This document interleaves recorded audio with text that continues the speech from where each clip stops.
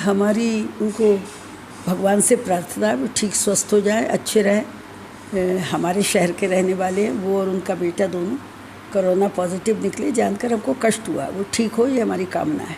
लेकिन लगातार मैडम अब लगातार वो कार्यक्रम कर रहे हैं तो ज़्यादा उत्साह में थे, अपनी बचत नहीं कर पाए होंगे। अब कोरोना हो गया, जैसे गृह प्रवेश पे इतना बड़ा ड्रामा करने की कोई ज़रूरत ही नहीं होती।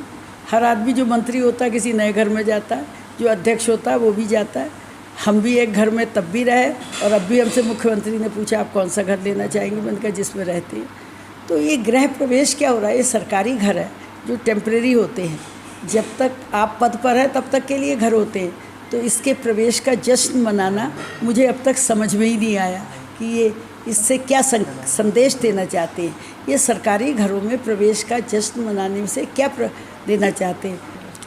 देखिए, अब ये वो देखें ना, अब कोरोना आ गया, अब इसका जवाब वो दें कि आपके लोगों के अध्यक्ष के नाते लोग संपर्क में आते हैं, उन्हें भी तो कोरोना हो सकता है। कितने लोगों की ये रक्षा करेंगे, इस तरह की बातें करनी पड़ेगी क्योंकि चलिए मुझे ये, चूँकि वो पार्टी के अध्यक्ष भी हैं, अगर किसी पार्टी का अध्यक्ष स्वयं ये स्वीकार रहा है कि अब मोदी लहर के भरोसे तुम चुनाव नहीं जीत सकते हो, तो हमारा काम तो उन्होंने कर दिया। क्योंकि ये सही है कि जितनी घोषणाएं की वो पूरी नहीं हुई, ना राज्य सरकार की ना भारत सरकार की, तो उनके मुंह से सच निकल गया।